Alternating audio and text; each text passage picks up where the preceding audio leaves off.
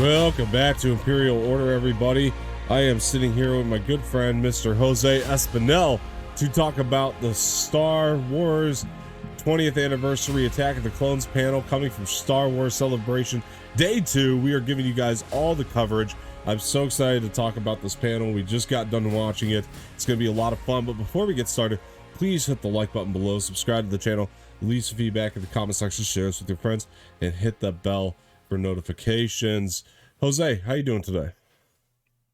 I'm doing good, honestly. I'm excited to be here. Obviously, day 2 of Star Wars Celebrations. Day 2, baby. Yeah, man. I can't. It was great. I mean, not much, but it was great what we witnessed. And I'm just excited to talk to and get into it, man. Hell yeah, hell yeah. And before we get started, man, I noticed something's wrong here. You see what's wrong here? What's wrong here? What's going on? It's a Star Wars show, man. What the fuck? What are you doing here, dude? Come on. I mean, look. I mean, I got mine. I've got my Star Wars shirt. Star Wars show, god damn it. Come on now. Oh, gotta pull out the swagger. Now you're making me want to go get my Baby Yoda hat. Oh, it's so good. You've dressed appropriately both days, I think. But yeah, dude. Hell yeah. All right, buddy. Look, we watched the Attack of the Clones panel, and let me tell you guys, it was pretty good. I liked it. Did you like it? Look, we were surprised before that with the Jedi Fallen Order 2 trailer. Well, let's talk about what happened first. That's right. So we are getting ready to tune in to the Attack of the Clones 20th anniversary panel, and all of a sudden, out of nowhere, well, BD1 is on the stage from the game, right? Exactly. The droid, and they have the BD1 on the stage, and I forgot who was talking to him. Whoever, you guys know Andy Gutierrez, her partner, is talking on the stage, and he's talking to BD1, and this, he's like, you got this world exclusive trailer. I mean, if they really want to see it, let's give it to them, and then boom, drops the Jedi Fallen Order 2 trailer. I'm sitting there like, no. Bro, it's so good. I was so blown away with the graphics. I thought it was like a series or a movie that they're making for Cal Kestis. It's so good. Oh man, it looks y'all can watch our reaction on the channel. I mean, so we got our reaction luckily because we tuned in right at the right time, and so it's up on the channel now. I'm so excited for this game though, dude. Oh, Jedi I can't wait. Fallen Order 2 looks amazing. The first one, Jedi Survivor, let's point out. It's the official title. Yeah, the title is Jedi Survivor, and it's coming out 2023, so that's gonna be interesting. I mean, the first one was just so good. I'm just expecting the second one to just be like that much better. You know? Because these graphics, man. The Cal Kestis energy is real too. So do we get Cal Kestis and Obi-Wan Kenobi? That's a question. I'm liking this new villain that is in this game too. Yeah, looks pretty tight. I'm interested to see where all of that goes for sure. Cal Kestis is obviously still on the hunt from the Jedi, or running from the trying to hide while the Jedi are being hunted. Not too dissimilar to what we're seeing in Kenobi. And obviously, guys, it's for a separate video. I did put out my part 1 breakdown for Kenobi. Jose and I will talk about Kenobi on a video soon. But I was about to ask separate you video to do our I thought you okay, yeah. Very soon we will. If anything, Sunday the latest, but soon we will. But guys, it's a great day to be a Star Wars fan. Kenobi dropped, and it's fantastic. It is amazing. And you guys need to check out Kenobi. I was without spoiling it. Keep going. Yeah. No. I was gonna say this has nothing to do like with the actual show itself. I was like, because you told me at first, obviously, because I thought it was gonna drop at 3 a.m. right, and then out of nowhere, I get this tweet saying Kenobi's coming 3 hours earlier, and I'm like, okay, that's midnight. All right, cool. There's like 15 minutes till it's midnight. Let me just stay up and watch the 2 episodes, and then I DM'd you instantly. And I'm like, bro, Kenobi's coming like 3 hours. It's coming at midnight, bro. Bro, crazy. And then I stayed up and because I wasn't gonna stay up until 3 a.m. to watch it. I was gonna go to bed, but then I get a tweet saying, "Oh, Kenobi's dropping 3 hours earlier." Okay, yeah, I'll stay up and watch it because man, that show, it's great. Well, before we continue, what are your quick non-spoiler? Because again, we'll do it in a separate video where we talk in depth. I was gonna say I did on Obi-Wan really quick. I did watch your episode 1 non-spoiler video. Okay. Great video, by the way. And I agree with everything you've said really in that breakdown. I mean, man, the opening, great. Loved that recap that they did from episode 1 to episode 6. Really, it was cool. It was like the music that they used behind it really was toned well with it. But yeah, 100%. Yeah, and I wasn't expecting that when I first started watching. I saw that I was like, okay, yeah, this is a great way to open up a show about Obi-Wan Kenobi. It was great. The characters, great. I loved it. The story that we're getting in this one, it's what I was thinking based off of what we've read in the comics so far. I really like it. I'm liking where they're going with it, and I just can't wait to see what they bring to us in these next, I don't know, 5-6 episodes, however many are left. I just can't wait, dude. Me too. I'm loving Kenobi, and it's honestly, to me, in the first 2 episodes alone, it is the best Star Wars Disney has given us so far. Oh, I don't want to get my hopes up just in case we get scammed, but look, man, I don't for me like Obi and the Mandalorian are like right there, honestly, for me right now. With these first 2 episodes, Kenobi and Mandalorian, I mean, I'd probably still put Mandalorian above just a little bit, just because of Grogu and all, because we kind of have more of a definitive story with the characters in Mandalorian. But right, we're more established with the Mandalorian now, but just with these first episodes, I'm already way more than impressed. And it's because I looked up the Rotten Tomato scores already just for the first 2 episodes, and it has a critic rating of 88 and a fan audience rating of 74. Yeah, dude, so, this feels like a film. It's cinematic. It could, honestly, I feel like this could have easily been. I mean, I guess I say easily made into a film. I feel like it's best. It was a smart decision on Deborah Chow to make it into a show.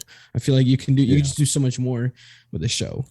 100%, you can, and this is showing why it needed to be a series. Honestly, get it? Showing. Yeah. Very good. Look, guys, we watched the Attack of the Clones 20th anniversary panel, and while this isn't a film that you and I we're not extremely fond of this movie. We'll be real about this. We're not like high on Attack of the Clones as a film, but this panel was very good, and despite what you guys might think of the movie, these are people who worked on a film. They're experienced. You're getting a free masterclass in filmmaking with this. They're very decorated people. 100%. I mean, look, they're part of Lucasfilm, for Christ's sakes. Of course, they're going to be decorated actors, whether they're in CGI, the digital stuff, and the set design, whatever it is. I mean, they're all just hell. And I honestly that's like my dream one day, is to work for Disney, whether it's Marvel or Star Wars or both.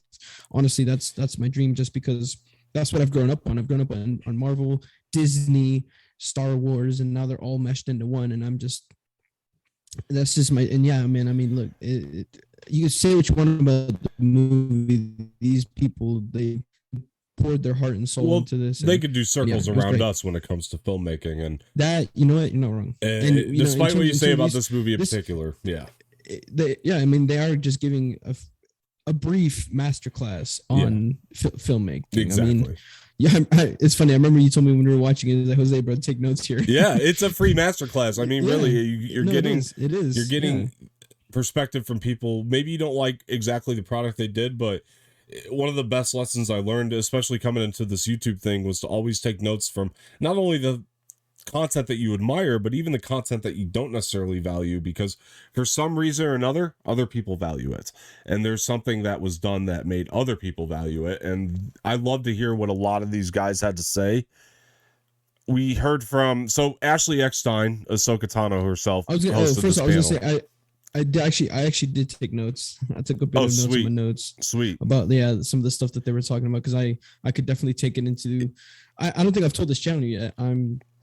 I'm taking classes right now for a minor that I'm wanting to put. So my major is film and media, and I'm deciding to, with my major, I have to take a minor. So I decided to take the Georgia Film Academy minor, which, lucky for me, is hosted in one of the studios where they film Marvel and the Star Wars projects. So I'm literally in the area where they do that. Yeah. And so I'm very blessed to have that. And these will be very good notes for me to take into this class.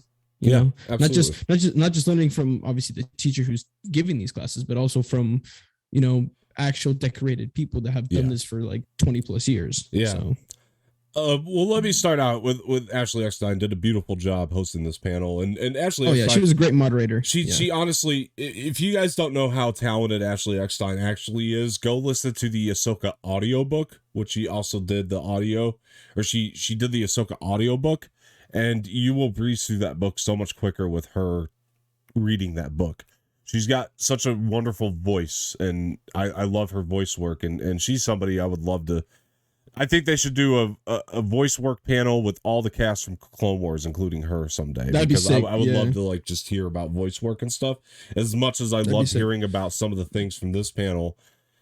Which Yeah, because that's another thing that I would be interested in doing is not just actual like actual in-person acting, but like animation voice acting. Yeah. I would really be down to doing that because I feel like in a way it's a little easier to do Sure. obviously than in person because you probably don't get as nervous, seeing yourself on screen.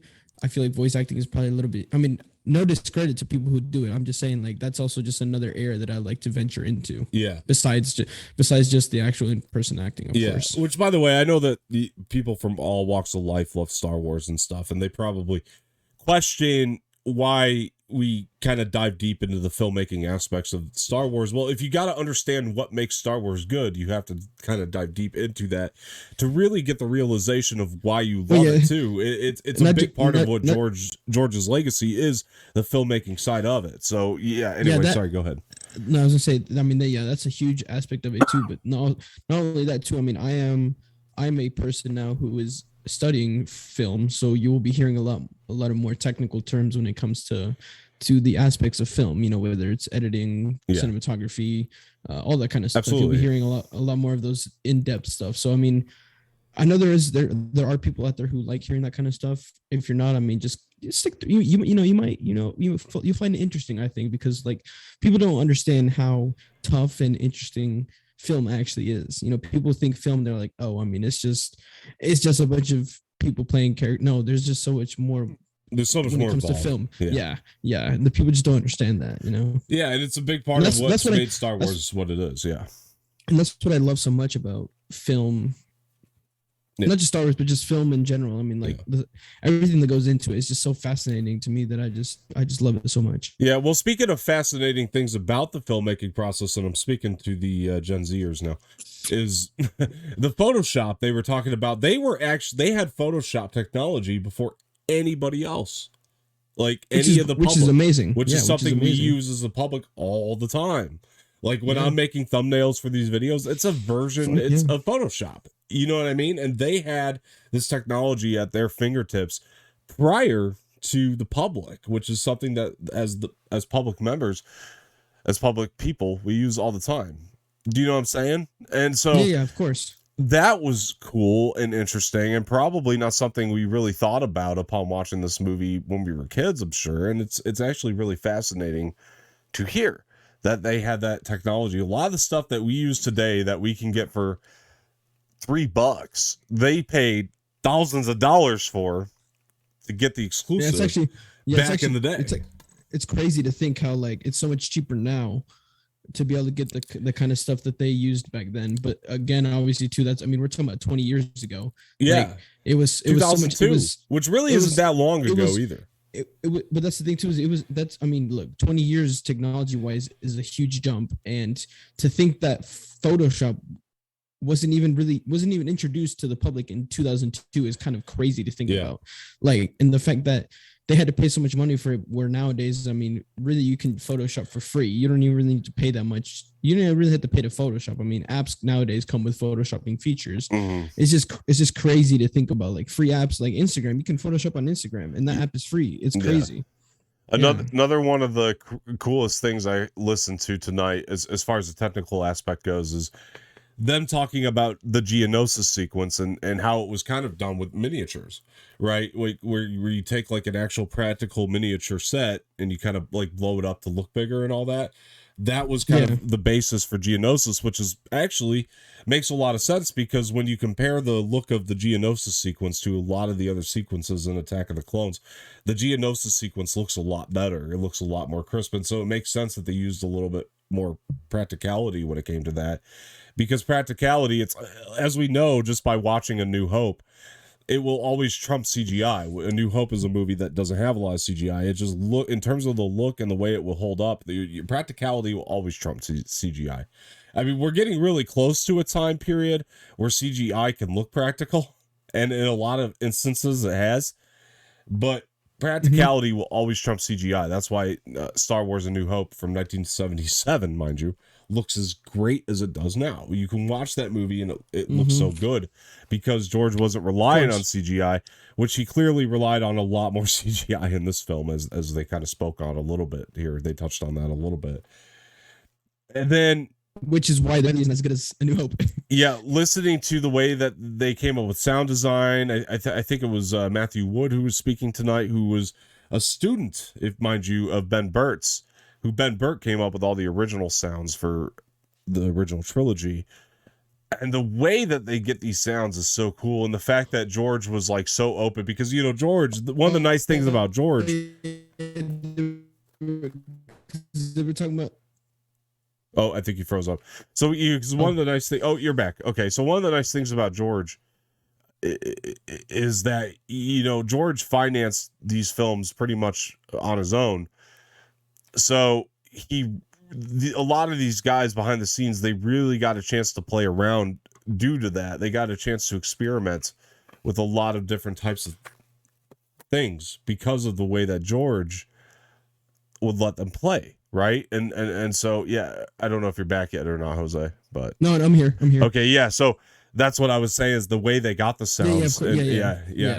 Look, because they were talking specifically about the sonic boom thing, which which that sound is, like we were saying when we were watching the panels, one of our favorite sounds in all of Star Wars. I mean, just like, and he was explaining too about like how they decided to go for like a silence at first and then make the noise. Yeah, that's just incredible to think about, man. Really explains the importance of silence as much as the importance of sound, which I was really happy that they dove into here quite a bit, because there's so much importance in the silence of movies too that a lot of people probably don't realize.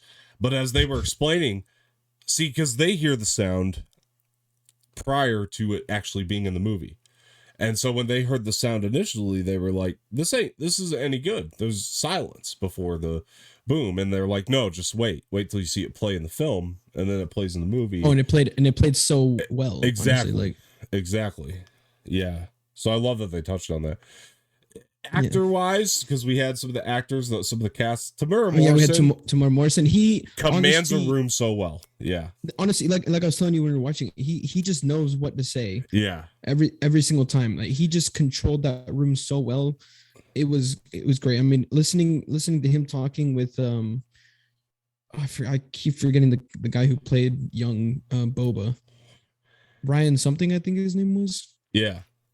Daniel Logan.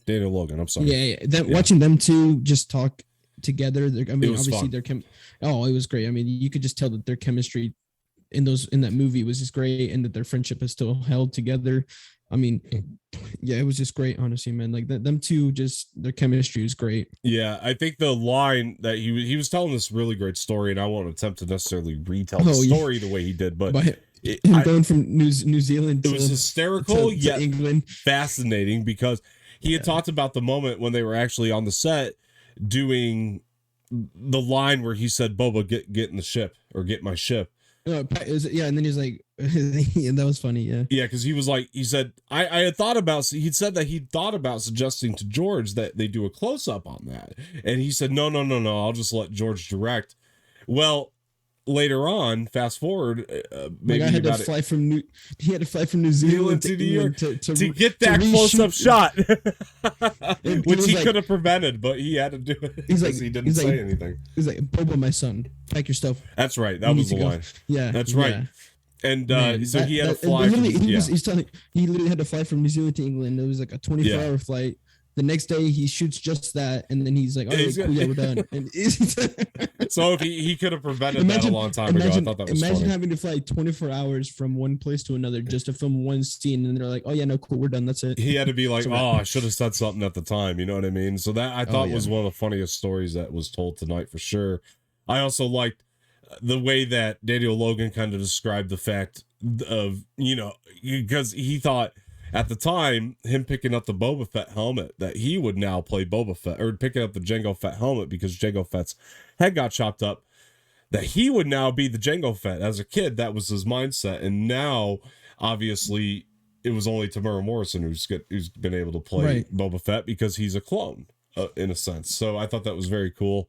Him kind of giving that little tease for what's to come with Omega, I guess, was kind of cool. Just being like, oh yeah, with the Bad Batch season 2, right? Yeah. Because he's like, I only actually have one clone that's that's replicated my actual appearance in that film, and that's Omega from the Bad Batch. And he was kind of teasing a little bit, just saying like, oh, I can't wait to see what happens with her. So that was really nice. And then I just also loved hearing about how like Tamura Morrison was really like his real dad throughout his life.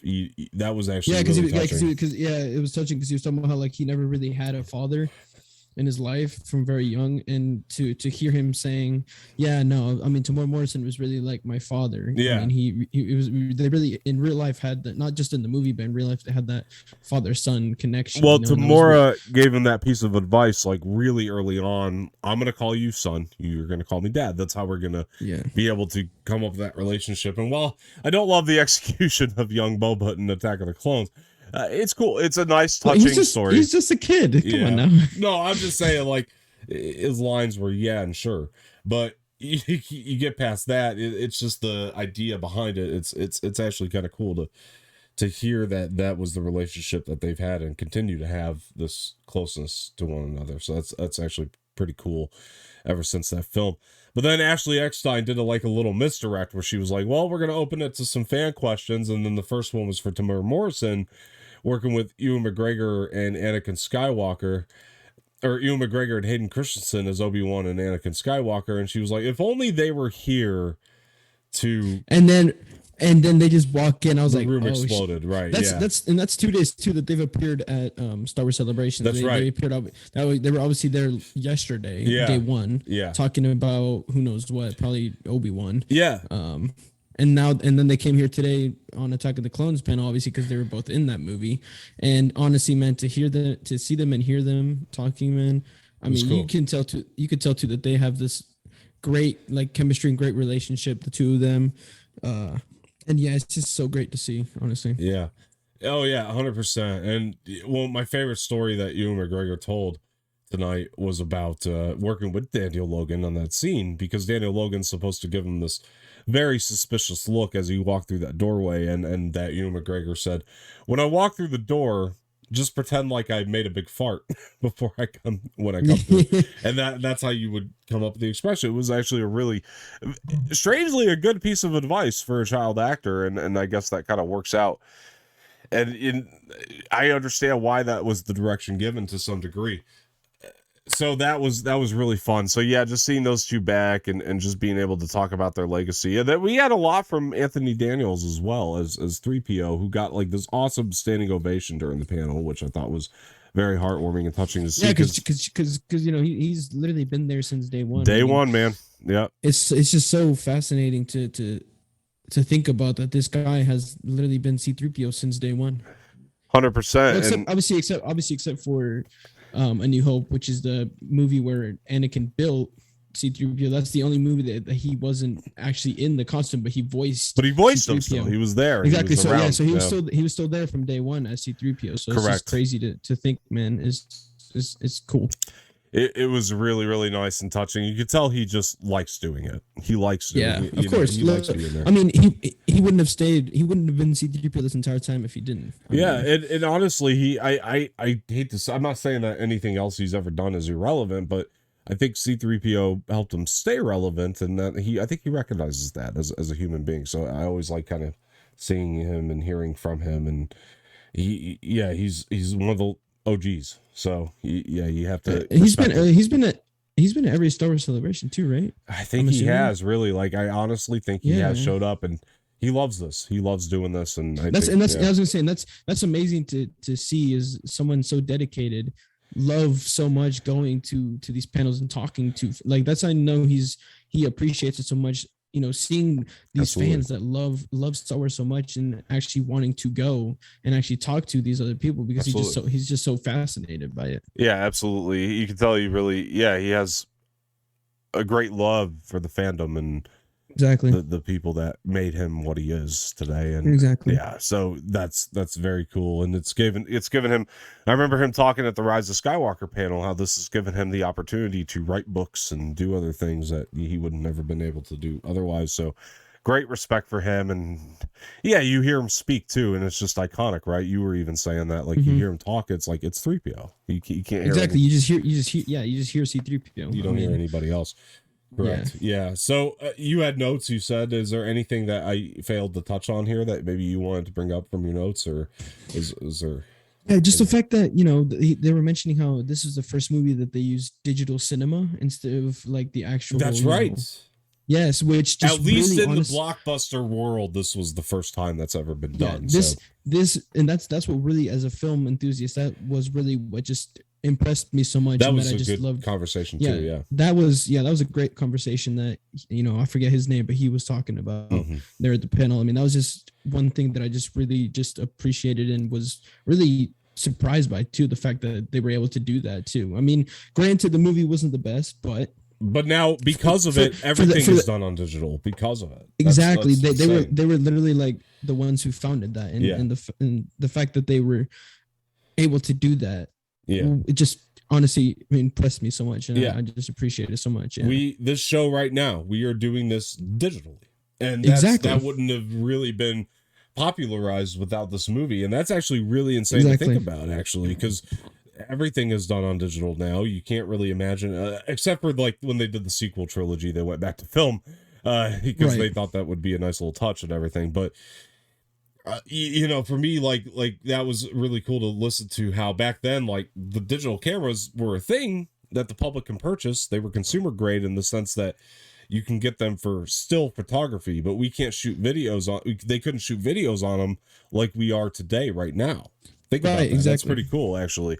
So yeah, it's fascinating. Was there anything else that we failed to touch on here that you were listening to? I mean, they were talking about the inspirations for the clone trooper outfits. Talking about how with the Boba Fett outfit with the T visor, and how they took inspiration from that to design a whole different, not different, but a different outfit for the good guys, the clone troopers, compared to the bad bounty hunter of Boba Fett, right?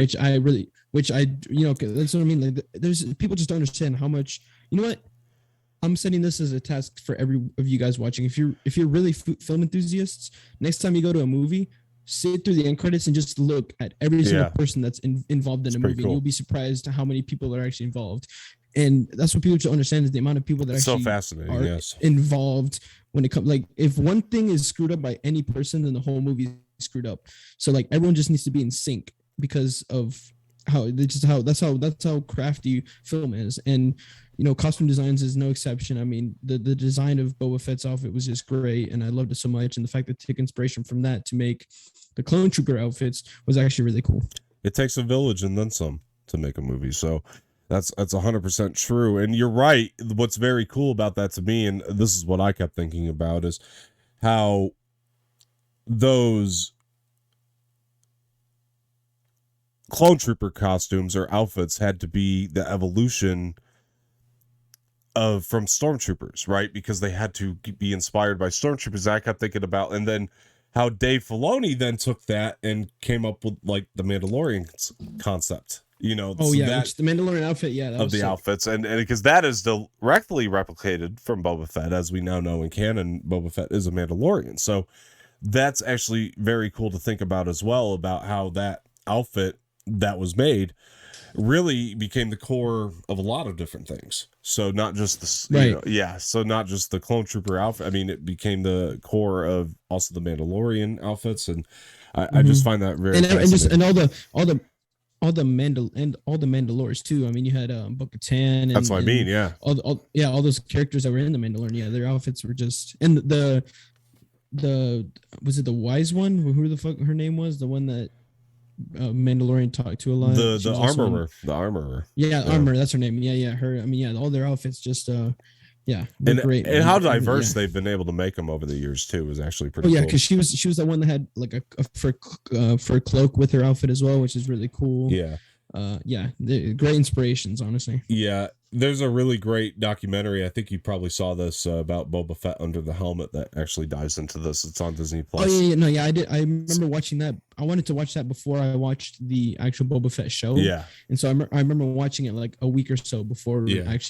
before the Boba Fett show actually came out. it's like a really good documentary. Oh, yeah. It's like If 17 you minutes long. It's really good. you Star Wars fans out there, if you haven't seen it yet, I don't know, you must live under a rock or something. It's on but Disney Plus. if you haven't seen it yet, honestly, you should watch it because it's actually it's a very cool documentary. Well, they'll honestly. suggest it to you when you're done with Book of Boba Fett. That comes up on the suggested too. I realize. So yeah, you should definitely is it check it out actually? next time it comes up. Yeah, if you like Oh. finish like out the Book of Boba Fett, it'll come up with that documentary and suggest it to like play next. Yeah, so it's pretty cool actually. So I do recommend checking that out if you can. Yeah. But the most touching part to me was just watching them all get up there to take that photo, and then the medal ceremony man. music came Yeah. out. That was really nice. It was a really nice touch. So And I great think way to it end was hearing you and McGregor and Hayden Christensen talk together about working together and how Oh much yes, of a yes. fun experience Thank has you been, for bringing how, that up. Yeah, how how great of a relationship and chemistry that them two have built was just amazing to hear. I mean, you could just hear that them two are just very close friends and that they just love working together so much that obviously they're back together now again Yeah. in this Kenobi series. I mean, I can't wait to see them together again. It's just gonna be some great stuff. absolutely, man. I don't disagree with that at all. So, yeah, guys, look, that's gonna do it for this discussion today on the Attack of the Clones 20th anniversary panel. What I want to know is, what do you remember fondly about Attack of the Clones yourself personally? Let us know in the comment section below. Do you remember seeing it as a child in the theater?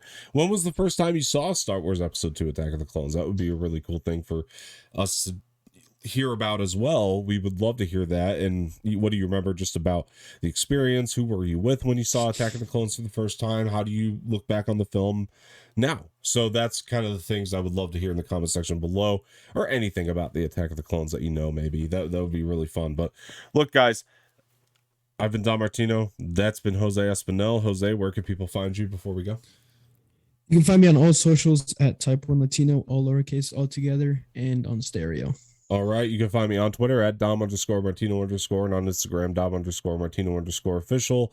Please like the video, subscribe to the channel, leave some feedback in the comment section, share this with your friends, hit the bell for notifications. Make sure you follow the Anorex pages as well on Twitter at Anorex Official, Instagram exactly the same, Anorex Official. And with myself and Jose here, this has been Imperial Order, and we're going to keep the coverage all weekend, folks, so make sure you're tuning in and let your friends know this is the home for Star Wars content. So we're going to get going. Thank you for joining, and have a wonderful day. Talk to you guys later. See ya.